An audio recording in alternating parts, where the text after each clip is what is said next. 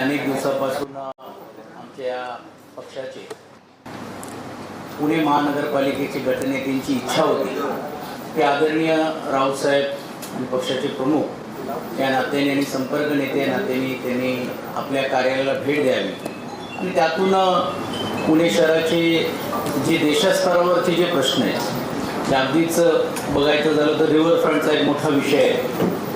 योगायोगाने आज त्याची बैठक आदरणीय आमचे पक्षाचे युवा नेतृत्व आदित्य ठाकरे साहेबांनी 5 वाजता पर्यावरण मंत्र्यांकडे पण भेट घेतलेली आहे आणि या निमित्ताने का होईना त्या सर्व विषय जे देशाशी संबंधित आहेत आणि पुणे महानगरपालिकेशी संबंधित आहेत त्याचा आढावा साहेबांनी घ्यावं अशी एक अपेक्षा त्यांनी व्यक्त केली होती आणि तो एक त्याचा एक भाग म्हणून आज आदरणीय आमचे पक्षाचे नेते संजय राऊतजी माननीय खासदार आज सदिच्छा भेट या कार्यालयाला दिली.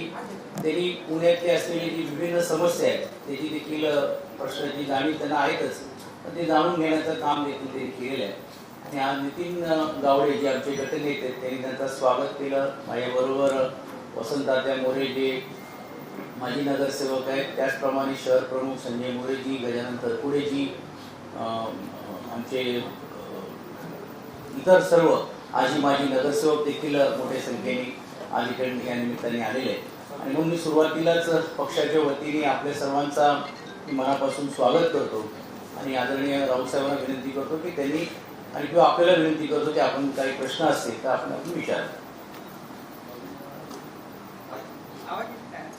येईल. त्यांचं नाव प्रशांत नाव प्रशांत. अनेक वर्ष पुण्यात येतो आहे पण पुणे महानगरपालिकेत येण्याचा हा माझा पहिलाच प्रसंग आहे. आश्चर्य वाटतं तुम्हाला सचिन पण मी अद्याप मुंबई महानगरपालिकेत गेलो नाही. तर महापालिका हे तिथे आमचं कार्यक्षेत्र राहिलं. महानगरपालिकेतल्या निवडणुकात प्रचार करायचा आणि पुढे जायचं. पण आता एकच नगरसेवक निवडून आले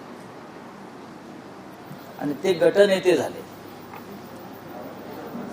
आणि त्या गटनेत्यांच्या कार्यालयातनी त्यांची इच्छा होती यावं नितीनजींच्या आणि सुंदर महापालिकेत किती छान छान कार्यालय बनवलेली आहेत. चांगलं आहे. पुण्यामध्ये बरेचसे सकाळी मला भेटले हे यातले पत्रकार बहुसंख्य.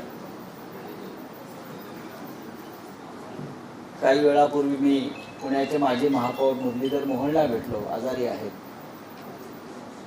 त्यांच्याशी थोडीफार चर्चा झाली. खरं म्हणजे नगरसेवक जे आहेत सर्वच पक्षाचे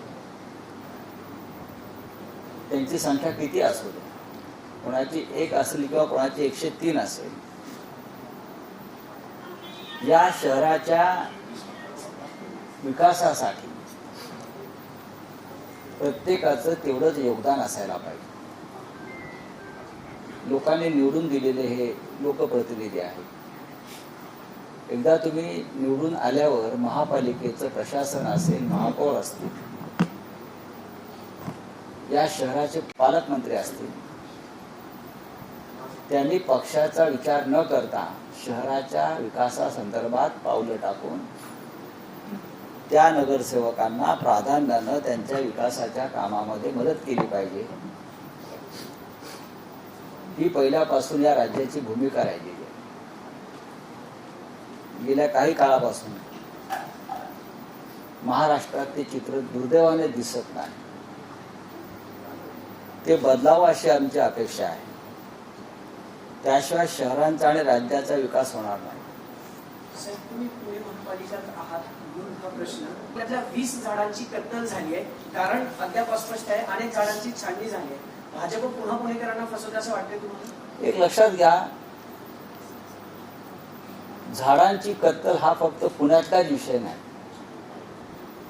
झाडांचे सेमिनार घेतले जागतिक स्तरावर, मंत्री जातात, पण अनेक राज्यांमध्ये विकासाच्या नावाखाली जी जंगलतोड आणि झाडतोड सुरू आहे त्याचा परिणाम शेवटी माणसाला भोगावा लागतो. ज्याला आपण आता जलवायू परिवर्तन म्हणतो, क्लायमेट चेंज, त्याचं मुख्य कारण हे वृक्षतोड आहे. छत्तीसगड, झारखंडसारख्या भागातली जंगलं ज्या पद्धतीनं तोडली जात आहेत, महाराष्ट्रातल्या चंद्रपूरसारख्या ठिकाणी मायनिंगच्या नावाखाली जी कत्तल सुरू आहे याच्यावर सरकारने जाणीवपूर्वक लक्ष ठेवलं पाहिजे. महापौरांच्या दारातली 20 झाडं तोडली ह्याच्यावर तुम्ही ज्या पेशानं आपण सगळे प्रश्न विचारतो आहोत. आमच्या मुंबईला जे आरेचं जंगल आहे, ज्याला मुंबईचं फुफ्फुस म्हटलं जातं, मुंबईला हवा, शुद्ध हवा देण्याचं काम हे जंगल करतं. एका रात्रीत त्या जंगलातली 2400 झाडं तोडली मेट्रोच्या नावाखाली. 2400 झाडं एका रात्रीत तोडणं यासारखं क्रूर काम नव्हतं कोणतं. शिवसेनेनं आंदोलन केलं, आदित्य ठाकरे यांनी आंदोलन केलं, पण काय झालं? नाशिकला तपोवनामध्ये असंख्य झाडं तोडली, कुंभच्या कोर्टाला हे देशभरात सुरू आहे. याच्यामध्ये जोपर्यंत नागरिक जागरूक होत नाहीत आणि जनता पुढे येत नाही तोपर्यंत कोणत्याही कायद्याचं पालन न करण्याची भूमिका सत्ताधाऱ्यांची वाढत आहे. मराठीचा प्रश्न आहे की बोला. रिक्षा चालकांना मराठी जी आहे ती सक्तीची करावी असं परिवहन विभागाने निर्णय घेतलेला होता. त्यांच्याच खात्यानं काल बैठक घेतली. सरकारमधल्याच काही लोकांची मानसिकता दिसत नाही का की मराठी सक्ती जी आहे मुंबईमध्ये व्हावी? फडणवीस असं म्हणाले की अतिरेक नको या सगळ्या गोष्टींचा. देवेंद्र फडणवीस यांनी काही काळापूर्वी एक विधान केलं होतं, त्याला मला वाटतं 5-6 महिने पण झाले नसतील. त्यांचं असं विधान आहे, जेव्हा आम्ही त्रिभाषा सूत्रानुसार हा शालेय अभ्यासक्रमात हिंदीची सक्ती नको यासाठी आंदोलन केलं आणि त्या एका प्रश्नावर उद्धव ठाकरे आणि राज ठाकरे एकत्र आले आणि पुढलं राजकारण नव्यानं घडत गेलं, तेव्हा हेच सन्माननीय मुख्यमंत्री देवेंद्र फडणवीस यांनी जोरात असं टेबल आपटून सांगितलं होतं की महाराष्ट्रात फक्त सक्ती मराठीचीच राहील.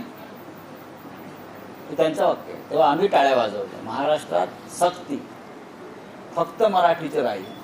त्या तुमच्या गर्जनेचं काय झालं? अतिरेक कोण करत आहे? महाराष्ट्राच्या रिक्षा चालकांना, टॅक्सी चालकांना जे बाहेरून येतात रोजगारासाठी, त्यांना मराठी यावं ही भूमिका ही अतिरेकीपणाची आहे का? असेल तर मुख्यमंत्र्यांनी समोर येऊन सांगावं, पाठीमागून बोलू नये. मुंबईत मराठी बोलणं हा कसला अतिरेक? या सरकारची इच्छा नाहीये की मराठीचं संवर्धन व्हावं. मुंबईमध्ये मराठी भाषा भवन जे आम्ही निर्माण करण्याचा प्रयत्न करत होतो त्याचं काम थांबवलं. पुण्यामध्ये सुद्धा मराठी भाषा भवनाचा एक विषय सध्या सुरू आहे. सावित्रीबाई फुले विद्यापीठामध्ये आंदोलन सुरू आहे. मराठी भाषेसंदर्भात इतकी अनास्था असलेलं सरकार या राज्याच्या इतिहासामध्ये झालं नाही.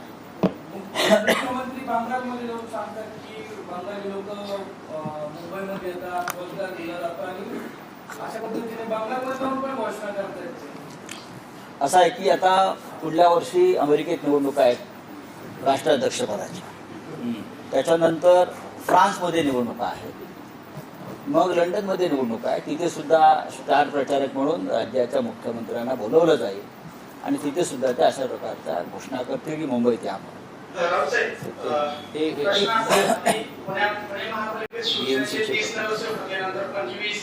नंतर 15, आता 10, आता 1 अशी सगळी गळती लागण्याचा 1 पर्यंत थांबला आकडा आहे. माझा प्रश्न असा आहे की पुण्यातल्या शिवसेनेचे मारेकरी कोण आहेत? पुण्यातल्या शिवसेनेचे मारेकरी जर हा प्रश्न विचाराल तुम्ही, तर पुण्यातल्या शिवसेनेचे मारेकरी हे ज्या पद्धतीनं भारतीय जनता पक्षाचं अत्यंत निर्घृण असं राजकारण सुरू आहे. 8 नगर सुरू घेतली, 10 नगर माणसं फोडणं, माणसं विकत घेणं, दहशत निर्माण करणं, हे फक्त पुण्यात नाही, हा त्यांचा देशभरातला उद्योग आहे. पश्चिम बंगालमध्ये ज्या निवडणुका सुरू आहेत, ममता बॅनर्जी या एका महिलेचा पराभव करण्यासाठी भारतीय जनता पक्षाच्या केंद्र सरकारनं नरेंद्र मोदी प्रधानमंत्री, गृहमंत्री अमित शहा आणि त्यांच्या जोडीला निवडणूक आयोग 2.5 लाख अर्धसैनिक बल सशस्त्र पॅरामिलिटरी फोर्स 2.5 लाख संख्येनं हे कलकत्त्यासह संपूर्ण बंगालमध्ये उतरून दहशत निर्माण करणं, ह्याच काळामध्ये CBIच्या ईडीच्या धाडी तृणमूल काँग्रेसच्या कार्यकर्त्यांवर, अधिकाऱ्यांवर, पोलिसांवर सुद्धा जे सरकारबरोबर काम करतात त्यांच्यावर टाकणं, अशा परिस्थितीत तुम्ही निष्पक्ष निवडणुका होतील आणि लोकशाही जिवंत राहील किंवा विरोधी पक्ष टिकेल ही भावना अजिबात तुम्हाला व्यक्त करता येणार. पुण्यामध्ये तर अशी स्थिती नाही, ईडी काय असं कुठल्या शिवसेनेला पुण्यामध्ये सुद्धा आहे ना. काय पुण्यामध्ये असं काय महान काम केलंय भारतीय जनता पक्षानं की त्यांना 100च्या वर जागा मिळत जात आहेत प्रत्येक वेळेला आणि सर्व जागा ते जिंकतायत.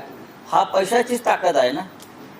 पूर्णपणे ब्लॅक मनी जो आहे सरकारमधला, राजकारणातला पैसा, दलालीतला पैसा, ठेकेदारीतला पैसा कोट्यावधीच्या संख्येनं पुण्याच्या राजकारणामध्ये आलेला आहे. नवीन कार्यकारिणी संदर्भात काय बैठक होणार आहे? जुनी कार्यकारिणी शेवट- आज त्या संदर्भात संध्याकाळी बैठक आहे पक्षाची आणि त्यानंतर जो निर्णय आहे तो आज संध्याकाळपर्यंत तुम्हाला कळवला जाईल. पालिकेत कुठे कमी पडली, इलेक्शनमध्ये कुठे कमी पडली? मग अशी मी काय सांगितलं आपल्याला की शिवसेनेला महाराष्ट्रात एकदम शेवट असतो, कडवा असतो, नाही. पण असं असताना मात्र तुम्ही सांगता ती स्थिती वेगळी आहे, शिवसेनेची वेगळ्या स्थितीत आहे. नाही, बघा या शहरामध्ये शिवसेनेला साधारण 3.5 लाख मतं पडली. 65 जागा लढलो आपण, बरोबर. 67 जागा आम्ही फक्त लढलो आणि लोकांनी साधारण आम्हाला 3.5 लाख इतकं मतदान शहरामध्ये केले. काही ठिकाणी आम्ही कमी पडलो असतो, काही ठिकाणी आमच्या जागा फार कमी मताने गेल्या, काही ठिकाणी आमच्या मित्रपक्षानंच घात केला, काही ठिकाणी मित्रपक्षानं उमेदवारच उभे केले आणि आमची मतं खाल्ली. अशी अनेक कारणं असू शकतात. त्याच्यावरती पक्षामध्ये विचार. जवळपास 100 दिवस पूर्ण होत आहे. भाजपने विकास आपल्या त्यांच्या संकल्पपत्रात बऱ्याच घोषणा केलेल्या होत्या, पण या 100 दिवसात त्याची काही पूर्तता होताना दिसत नाही आहे. पुण्यात अनेक प्रश्न आहेत. पाण्याचा 5 वर्ष अगोदर जाहीरनामा दिला होता तरी पूर्ण झाला नव्हता. अनेक प्रश्न आहेत. सामान्य त्यांनी प्रेझेंटेशन दाखवलं. आणि शिवसेना पण काही त्यावर बोलत नाही. भारतीय जनता पक्षानं मागच्या 5 वर्षापूर्वीचा जाहीरनाम्याचं जाहीर वाचन केलं पाहिजे. हे सोडून द्या, आधीची जी 5 वर्ष होते तो त्यांचा जाहीरनामा आहे, त्याचं जाहीर वाचन करावं. पुणेकरांसमोर, शनिवारवाड्यासमोर, सारसबाग जाहीर वाचन करावं जनतेसमोर आणि त्या 5 वर्षातल्या कोणत्या योजना किंवा भूमिका किंवा आश्वासनं पूर्ण केली आहे सांगावं. आता तर सोडून द्या. पण भारतीय जनता पक्षाचा हा थापा मारण्याचा उद्योग हा राष्ट्रीय उद्योग आहे. त्याला राष्ट्रीय दर्जा दिला पाहिजे. त्या उद्योगाला खरं म्हणजे त्याला उद्योगाचा दर्जा दिला पाहिजे. थापा मारण्याच्या कार्यक्रमाला राष्ट्रीय दर्जा दिला पाहिजे असं मी काय म्हणतो. पुणेकरांना पाण्याचा प्रश्न भेडसावतोय. एवढी मोठी धरणं बाजूला आहे, पण जलसंपदा विभाग आणि पुणे महापालिकेत आता ज्यांनी भारतीय जनता पक्षाला किती निवडून दिले नगरसेवक? 119 नगरसेवकांचं बळ दिलेलं आहे ज्या जनतेनं. त्या जनतेला अजिबात पाण्याचा प्रश्न भेडसावणार नाही. कळलं? त्यांनी फक्त नमो नमो म्हणायचं, घरामध्ये नळाला पाणी. हा काय नाही, पण हा तुमचा प्रश्न आहे. त्या नगरसेवकांना निवडून देणारा जनतेचा प्रश्न मला अजिबात दिसत नाही. मराठीच्या मुद्द्यावर प्रताप सरनाईक यांनी जी काय घोषणा केली होती त्याच्यावर त्यांनी माघार घेतलेली आहे. आता 15 ऑगस्ट पर्यंत मुदत दिलेली आहे. काय वाटतं, घाईघाईने त्यांनी ही सगळी घोषणा? अरे घाईघाई कशाला पाहिजे? ही मला वाटत नाही त्यांनी घाईघाईने केलं. आणि ह्याच्यामध्ये काय फार मोठं धोरणात्मक भूमिका बाळासाहेब ठाकरेंची भूमिका आहेच ना. मूळ मधल्या काळामध्ये भारतीय जनता पक्षाचं सरकार आल्यामुळे ही भूमिका मागे पडली. खरं म्हणजे त्यांनी ही भूमिका रेटून न्यायला पाहिजे. पण एकनाथ शिंदे या विषयावर बोलले आहेत का? ऐकले बोलताना तुम्ही? फडणवीसांनी ठामपणे मराठीची बाजू घेतली आहे का? घेतली नाही. हे अत्यंत दुर्दैव आहे की राज्याचा मुख्यमंत्री महाराष्ट्राच्या राजधानीमध्ये मराठी भाषा अनिवार्य असावी याच्यावर भूमिका घेत नाही.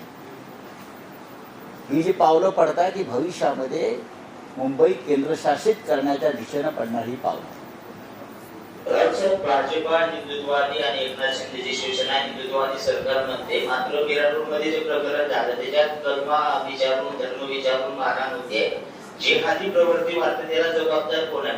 नाही, माझ्याकडे त्याविषयी फार माहिती नाहीये आणि मी त्या विषयावर बोलणारही नाही. राऊतसाहेब, छत्रपती शिवाजी महाराजांबद्दल जाणीवपूर्वक वेगवेगळ्या प्रकारचे वक्तव्य करण्याचा आता सध्या सुरू आहे. कोश्यारी पासून तर आता बागेश्वर महाराजांनी सुद्धा वक्तव्य केलं आहे. बघा, कोश्यारी कोण, तो एक बाबा आहे, बागेश्वर बाबा, दुसरं आता गायकवाड बाबा बुलढाण्याचे, खरात बाबा सुद्धा त्यांचेच आहेत. एक आधी काय शिंगम बाबा होते ना कोणते नगरचे, शिंगम बाबा. ही सगळी भारतीय जनता पक्षानं पोचलेली पिलाव आहे. छत्रपती शिवाजी महाराजांच्या संदर्भात जी वक्तव्य हे करतायत, त्या वक्तव्याचं समर्थन मुख्यमंत्री करतायत. माजी राज्यपाल कोश्यारी यांच्या विरुद्ध आम्ही आंदोलन केलं, तेव्हा आमच्यावरती खटले दाखल करण्याचं काम या मुख्यमंत्र्यांनी केलं. बागेश्वर बाबाची सारवासारव करतायत. त्यांना असे म्हणायचे नव्हते वगैरे, त्यांना काय म्हणायचे होते ते जनतेने ऐकलेले आहे, बरोबर. मग त्याने माफी का मागितली नंतर? माफी मागितली नंतर त्या माणसाने ना. आता हे जे कोणी गायकवाड नावाचे आमदार आहेत, काय तुम्ही ऍक्शन घेतली त्यांच्यावर? या राज्याचं वातावरण राजकीय आणि सामाजिक हे छत्रपती शिवाजी महाराजांचं नाव घेऊन तुम्हाला बिघडवता येणार नाही. छत्रपती शिवाजी महाराज हे राष्ट्रीय ऐक्याचं प्रतीक आहे. तुम्हाला शिवाजी महाराजांचं नाव घेऊन अशा प्रकारे वातावरण बिघडतो. मुळात तुम्ही शिवाजी राजांचं नावच घेऊ नका, तुमची लायकीच नाहीये. चला, धन्यवाद. उपमुख्यमंत्री अजित पवारांच्या अपघात होण्यापूर्वी जे काटेवाडीचं त्यांचं घर आहे, त्या घराशेजारच्या बांधावर कोकण उलट टाकण्यात आलं होतं आणि अघोरी पूजा केली असा रोहित पवार यांनी आरोप केला. राष्ट्रवादीचीच नेते त्याच्यात सहभागी असल्याचा आरोप त्यांनी केला. बघा, स्वतः रोहित पवार यांनी अशा प्रकारच्या अंधश्रद्धेतून बाहेर पडलं पाहिजे. असं जर बोकड कापून कोणी माणसं मारत असेल तर आम्ही दिल्लीत असे खूप बोकड कापू ना सरकार बदलण्यासाठी. चला, धन्यवाद. जय महाराष्ट्र. धन्यवाद आपण सर्वजण आल्याबद्दल.